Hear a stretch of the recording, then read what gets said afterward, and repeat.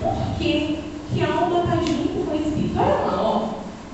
Alma e espírito, está vendo no roxinho? Que a alma está dentro do espírito, o espírito está dentro da alma. E o corpo está englobando os dois. Está vendo? No Antigo Testamento, alma e espírito são usados indistintamente. Ou seja, na Bíblia, alma e espírito podem ser usados indistintamente. Ou seja, alma para dizer o que tem dentro, a parte material, e espírito também. Certo? Por exemplo, Lucas capítulo 1, versículo 46 e 47. Diz então Maria: a minha alma engrandece ao Senhor, e o meu espírito se alegra em Deus, meu Salvador. Então, está usando alma e espírito ali, tá? No mesmo sentido, dizendo que dentro dela ela está regozijando em Deus. Por quê? Porque ela recebeu a notícia que ela geraria o Salvador. Foi isso? Então, Maria, ela usa alma e espírito de maneira indistinta, certo? Hebreus 4:12. Alguém abra, por favor, Hebreus 4:12. 1 Tessalonicenses 5:23 diz: e o mesmo Deus de paz vos santifique tudo, e todo o vosso espírito, e alma, e corpo sejam plenamente conservados e irrepreensíveis para a vida de nosso Senhor Jesus. Então eu sei que eu sou feito de 3 partes: corpo, alma e espírito. Mas o problema aqui não é se eu tenho corpo, alma e espírito. O problema é quem vai se unir a quem. E a gente aprende que alma e espírito são indivisíveis. Alma e espírito são indivisíveis. Então, ou seja, alma e espírito não se separam. Para onde vai voltar a minha alma e o meu espírito quando eu morrer? O meu corpo vai ser futuro para Deus. Mas a Bíblia diz que a alma volta para Deus é porque a Bíblia usa indistintamente os termos. Ou seja, a alma equivale a espírito, e espírito equivale a alma. Certo? O que está escrito em Hebreus 4:12, gente? Quem encontrou pode ler. Porque a palavra de Deus é viva e eficaz, e mais cortante do que qualquer espada de 2 gumes, que penetra até ao ponto de dividir a alma e o espírito, juntas e medulas, e é apta para discernir os pensamentos e propósitos do coração. Obrigada. Como que eu sei que alma e espírito não são a mesma coisa? Alma e espírito são a mesma coisa? Não. Alma e espírito são partes distintas, mas ambos são imateriais e não se desprendem. Não tem como eu mandar a alma para um lado e o espírito para o outro. Ou tem alguma base bíblica que alguém quer refutar e dizer que eu estou falando besteira. Tem como a minha alma para um lado e o espírito para o outro, gente? Não. Alma e espírito funcionam separadamente, gente? Não. Então, a diferença da visão dicotômica para a tricotômica é que alma e espírito não se dividem. A visão tricotômica diz que se dividem, mas não existe base bíblica para essa divisão. Por que eu sei que alma e espírito são 2 unidades, são 2 núcleos distintos, são 2 núcleos diferentes? Porque a Bíblia diz que a palavra de Deus penetra tão profundamente na alma do ser humano, que ela tem o poder sobrenatural de fazer aquilo que ninguém consegue fazer. Ir até a divisão da alma e do espírito. Isso é uma figura de linguagem para mostrar a profundidade que a palavra de Deus penetra no ser humano. Certo? Ela vai nos centros do ser humano. Certo, gente? Então, eu tenho a tricotomia, dicotomia e o monismo. Vocês já entenderam o que é monismo? Nós já rejeitamos essa ideia. A dicotomia e a tricotomia. Certo? Corpo, alma e espírito. Certo? Esses aqui estão intimamente unidos. Imaginem que esse branquinho aqui vai preencher isso aqui, ó. Tá? E o corpo. Tá? A Bíblia diz, tá? O que a Bíblia diz de alma, de corpo e de espírito? Vamos lá. Provérbios 2:27, a Bíblia diz que o espírito do homem é a lâmpada do Senhor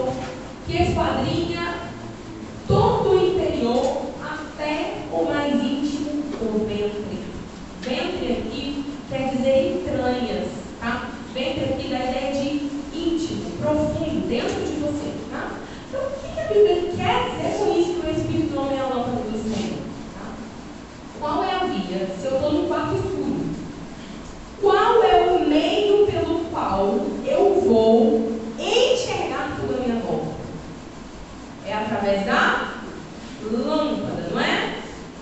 Sim ou não? Vou repetir. Eu estou no quarto escuro. Qual o meio, qual o recurso que eu vou ter para conseguir enxergar tudo na minha volta? É a lâmpada, não é, gente? Deus colocou no homem um espírito. Deus não é espírito? Como é que o homem vai ouvir Deus? Quem aqui já ouviu Deus falar com você? Levanta a mão. Então você já ouviu a voz de Deus. Agora eu vou simplificar ela. Quem aqui já se arrependeu de um pecado, chorou aos pés da cruz confessando seu pecado e sentiu a alegria de ser salvo? Levanta a mão. Por qual via isso acontecer? Pela sua mente, pelo seu corpo de carne, pela sua alma, pelo seu espírito? Pelo seu espírito. Como que você teve a clareza do seu pecado? Pelo seu espírito. O espírito do homem é a lâmpada. Deus se utiliza do nosso espírito para nos trazer clareza. Deus se utiliza do nosso espírito para falar conosco. É a via de clareza, é a via de visão, é a via de entendimento. É através do nosso espírito que nós comunicamos com o Espírito de Deus. A Bíblia não diz isso? Que o Espírito de Deus testifica com o nosso espírito? Então o homem tem algo que o cachorro não tem. O homem tem algo que o passarinho não tem. Que a baleia não tem, que o macaco não tem. É essa parte espiritual pela qual ele conversa com Deus. Pela qual ele se relaciona com Deus. Pela qual ele se comunica com Deus. Sabe que a Bíblia não diz que o nosso culto é um culto racional? Então como é que é esse negócio? Jesus respondeu para a mulher samaritana, respondeu?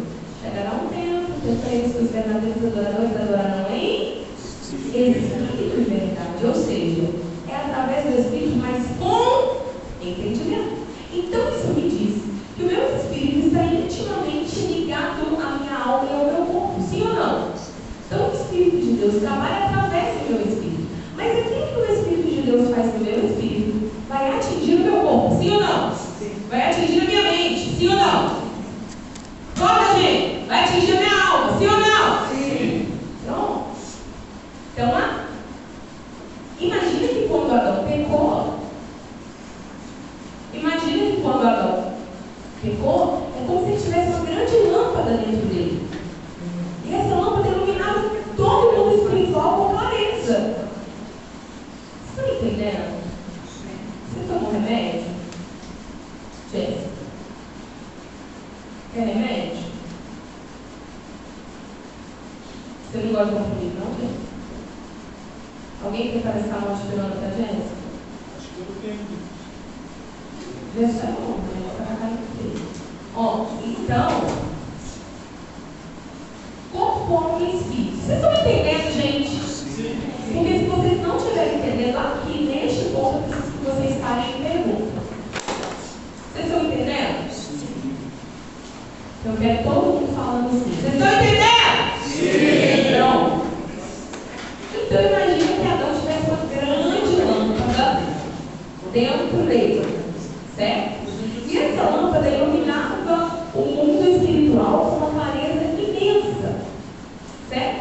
Onde ele podia discernir todo o mundo espiritual. Mas com o pecado, você já viu quando uma lâmpada começa a piscar, piscar, piscar, e ela vai ficando escura? E ela não ilumina direito? Foi isso que aconteceu com Adão. Ele não perdeu o acesso total à consciência de que tem algo Deus. Né? Ele agora precisa de meios para se aproximar de Deus. Mas a lâmpada de Adão ficou meio que apagada. O que Jesus vem fazendo?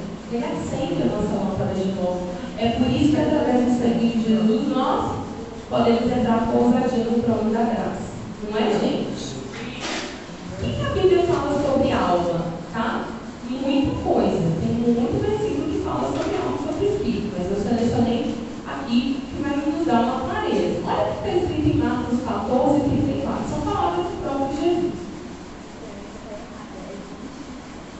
De Paulo. 20, 27, falta um zero, né?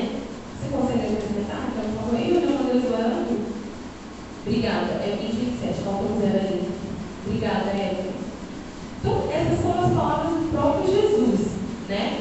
E diz: a minha alma está profundamente o quê? Está profundamente o quê? Triste. Até a morte, que cai aqui e vigiar. Qual é a função do Espírito? Nós já entendemos, mas qual é a função da alma? A alma é a sede das nossas emoções, tá? Então a alma é a sede das nossas emoções. Quando Jesus vai expressar sua profunda angústia, sua profunda tristeza, ele diz para os discípulos: eu estou sentindo uma dor na alma. Essa dor está sendo gerada na alma. E como ela é gerada na alma, ela é transmitida para o meu espírito e para o meu corpo também. A minha alma está profundamente angustiada até a morte. Sobre o corpo é mais fácil, porque o corpo você vê, o corpo você toca, o corpo você sente, certo? O corpo, eu já expliquei para vocês também a função da representatividade, da imago Dei, certo?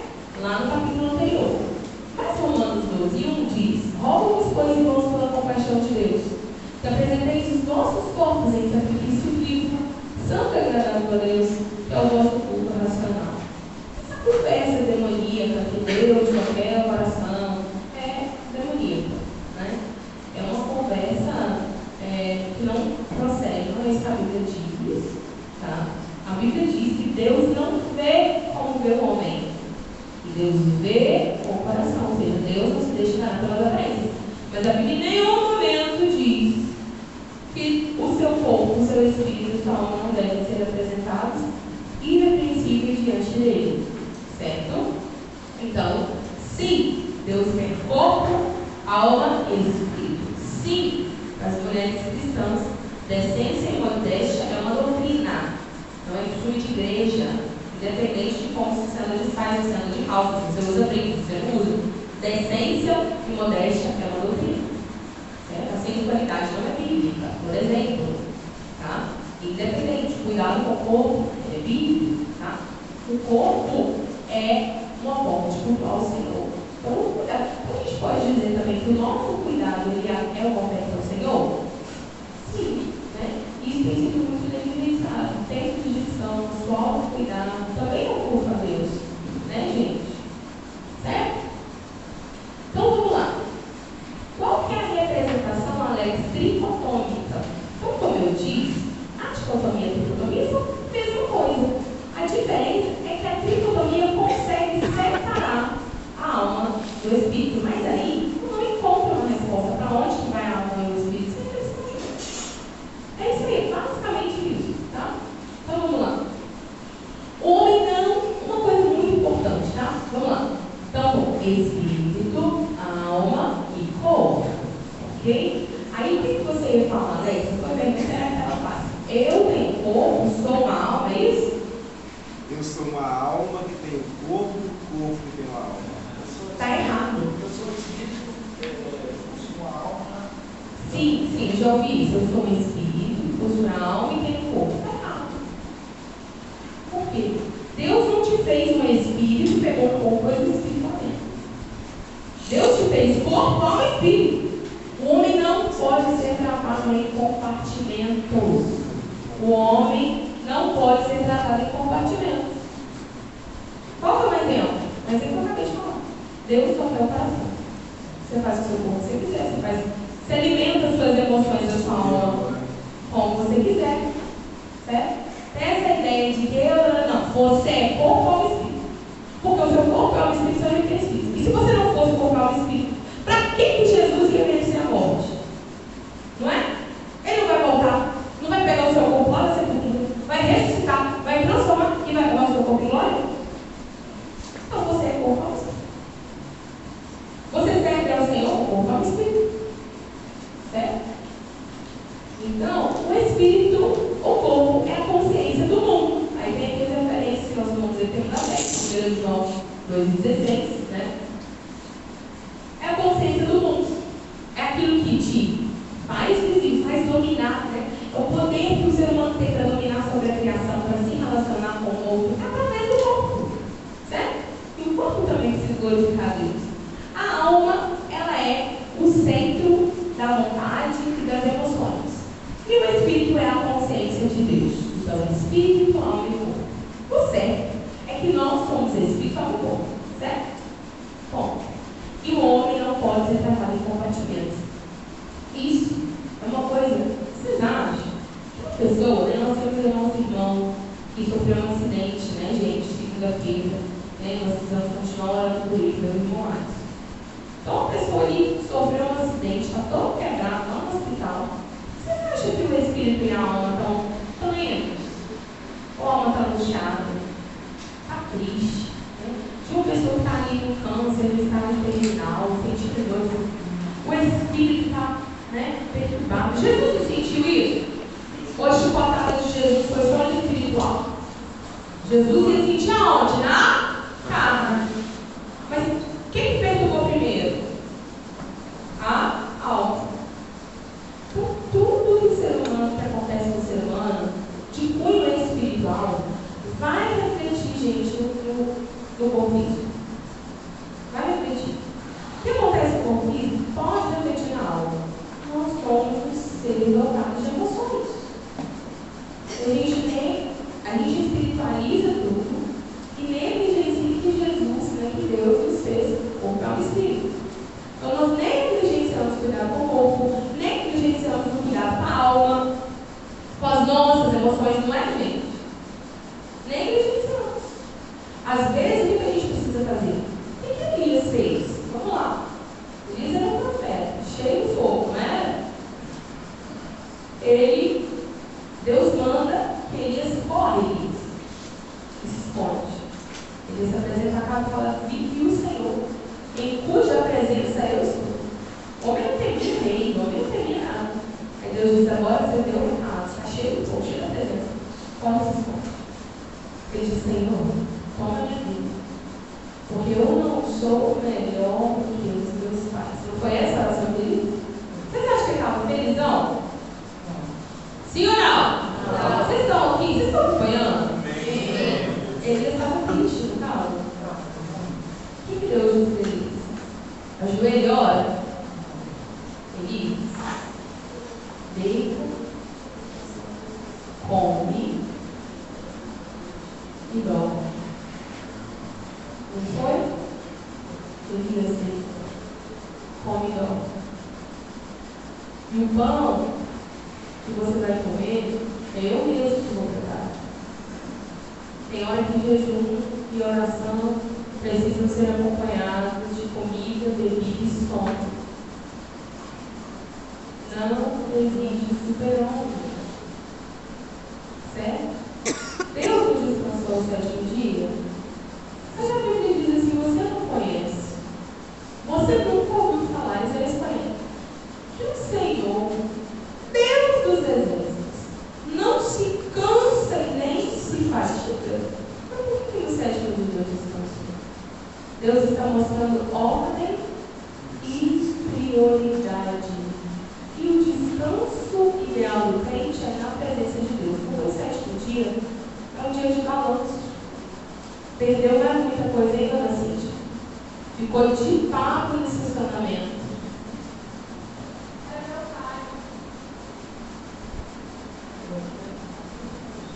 Então, gente, vamos colocar ali de raciocínio. Se Deus disse para Elias: come e dorme, aí Elias acorda.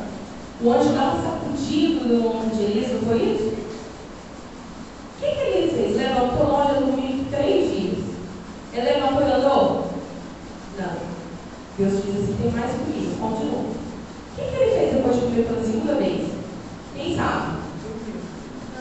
Voltou a dormir. Voltou a dormir. Agora, ele estava na presença de quem? Vive o Deus de Israel. Em cuja presença, se vocês não tiverem, eu vou levantar agora do caminho, está triste, está sentado nessa cadeira, estou cansada, vocês precisam fazer de conta que estão entendendo. Vocês estão comigo? Sim. Agora, quando Deus fala para ele, né, come, bebe e descansa, e Deus descansa também no sétimo dia, Deus está dizendo que de tempos em tempos, o sábado, e fez o sábado, aí a Bíblia diz: Deus descansou e santificou o dia de descanso. O descanso do sábado, como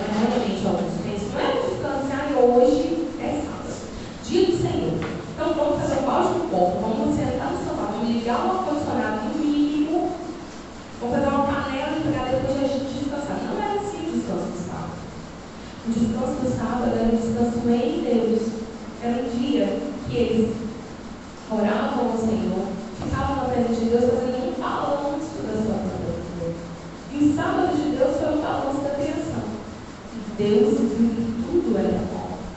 Né? Então, quando nós descansamos em Deus de tempos em tempos, paramos tudo e fazemos como Maria, aí Jesus diz: Marta, você está fadigada com tantas coisas, mas Maria escolheu a melhor parte, isso dela não será tirado. O tempo de pausa, o tempo de parar e descansar em Deus, orar ao Senhor, renovar as energias em Deus, faz um trabalho no nosso espírito, na alma e no corpo, que às vezes uma semana de praia debaixo do coqueiro, tomando água de coco, amassando as perninhas na rede, não é capaz de fazer. Então, o descanso mais eficaz que o crente pode experimentar é remir o seu espírito, a sua alma e o seu corpo na presença de Deus. Pedir a Jesus: cuida das minhas emoções.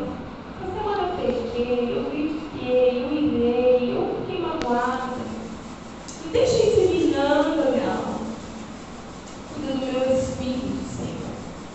Se há em mim algum pecado, se há alguma barreira para a voz do teu Espírito Santo, tem misericórdia de mim, Senhor. Renova as minhas forças. Se eu preciso mudar minha rotina de sono, minha rotina de alimentação, para que o Senhor possa falar comigo. Deixa eu remir o tempo, para que eu seja uma oferta agradável ao Senhor. De tempos em tempos é bom que nós façamos isso com Deus. Porque esse é o exemplo que ele deixou. Pode falar em Deus. Isso aí é um sábado. Aí o que a Bíblia diz? Quem é o nosso sábado? Sábado não é mais um dia, uma pessoa. Jesus é o nosso sábado. Então ele é o nosso descanso. Porque ainda resta um repouso para o povo de Deus. Repouso. Mas o nosso descanso é Cristo. E é nessa pegada aí, nessa linha de raciocínio, que nós vemos que o domingo é o dia do Senhor. Certo? Porque foi no domingo que Jesus ressuscitou. Certo? E o dia do Senhor ele deveria ser observado com o Espírito e com a memória. O que a gente tem mania de fazer? Vir para a igreja mecanicamente. Eu vou porque hoje o grupo vai cantar, eu vou porque hoje é a conferência, eu vou porque não sei o que, eu vou porque hoje é domingo. Mas é o dia de repouso. Certo? Porque o relacionamento na presença de Deus, ele descansa a nossa alma, porque certo? Agora a gente vai entrar numa parte mais sistemática, que é a armatologia. Tá? Não é armatologia, às vezes vocês vão ouvir uma pronúncia assim, armatologia. Tá? É como se cagar por um tom de R. Que é a doutrina do pecado. A doutrina do pecado. O que é a doutrina do pecado? Bom, primeira coisa, nós vamos definir o que é pecado. Tá? Vamos definir o que é pecado. Eu coloquei para vocês aqui um alvo. Certo? Vocês estão com sono, gente? Vocês estão acompanhando? Então vamos definir. O que é pecado? Pecado é errar no alvo. Uma maneira mais simples de fazer várias exemplificações para que vocês entendam o que é pecado. Mas pecado é errar no alvo. Tá? Primeira coisa, eu disse para vocês lá em antropologia que Deus, ele fez o homem na sua imagem e semelhança com propósito. E o homem, na sua essência, tá? Na sua imagem dele, ele é um ser relacionado. Ele é um ser relacionado. Mas quando Adão foi criado, ela não estava lá. Adão já foi criado com propósito. Ela se relaciona com o próprio Deus. Se relacionar com o próprio Deus. Certo? Então, se Adão vai se relacionar com o próprio Deus, o alvo e o propósito divino de Adão era se relacionar com Deus. Para a glória do próprio Deus. Certo? Quando ele pecou, não houve uma ruptura com Deus. Então, ele perdeu o propósito. Ele foi desconfigurado. Ele errou o alvo. Então, o pecado é errar o alvo. E todo pecado tem sua raiz na desobediência. Todo pecado tem sua raiz na desobediência. Pelo que Samuel falou, é melhor obedecer você não querer sacrifício. Porque a obediência para Deus é muito melhor do que a gordura de cabeça. Ou seja, não tem nem sacrifício que você faça que vá compensar a desobediência diante de Deus. Não tem nada que compense o pecado. Então, às vezes, quando alguém peca, essa pessoa fica desesperada, procurando meios de aliviar a sua culpa. Mas isso não existe. Por isso que Paulo escreve aos Filipenses: prossigo para o alto, pelo prêmio da soberana vocação de Deus em Cristo Jesus. Só tem um jeito, não é? Estando intrinsecamente ligado a Cristo Jesus. Então vamos lá. Tiago capítulo 1, versículo 13 ao 15. É a chave bíblica para vocês entenderem o que é pecado. Vou virar um pouquinho minha cadeira aqui. É a chave bíblica para vocês entenderem, tá? Vamos lá. Eu grifei, tá? Isso é grifo meu. As palavras-chave desse versículo eu inventei. Todas essas vezes, né? Vocês vão aprender isso em 6 comigo, né? Em hermenêutica, onde eu ensino que cada palavra-chave desse não pode ser grifada para que você se atente a essa chave, tá? Então eu grifei aqui já para vocês irem aprendendo a fazer essa leitura textual, tá? Então, Tiago é, na minha opinião, a pessoal, é a epístola mais rica do Novo Testamento. É a epístola de Tiago. A carta aos Hebreus. É muito volume de ensinamento, tá? Tiago 6. Ninguém, sendo tentado, diga: de Deus sou tentado. Porque Deus não pode ser tentado pelo mal, e a ninguém tenta. Então vamos definir tentação. Todas as vezes que você pega o princípio bíblico doutrinário, você pega as palavras-chave dele e você vai definir o significado das palavras-chave. Depois que você definir o significado da palavra-chave, você vai voltar e vai encaixar o significado no contexto. Quem entendeu o que eu acabei de dizer? Então, o que é ser tentado? Imagina que você está com muita fome. Né? Se você olhar para a tentação de Jesus no deserto, dentro de Jesus 40 dias, teve fome. O que o diabo falou com Jesus? Manda que essas pedras se transformem em pães. Quem está 40 dias sem comer e ele vê um pão e instintivamente ele não quer comer? Imagina que você está 40 dias sem comer e de repente na sua frente aparece aqui arroz, feijão, bife, batata frita, um copo de Coca-Cola gelado com gelo de limão. Tem gente que está em jejum, né? Que vocês são até glória. Imagina isso. Você vai querer. Certo? Aí alguém disse assim: ó, tem veneno aí. Será? Mas alguém não vai te avisar que tem veneno. Vai fazer o bife mais suculento, a batata frita mais quentinha, o feijão mais branquinho, o arroz mais temperadinho. Vai falar como? Vai te fazer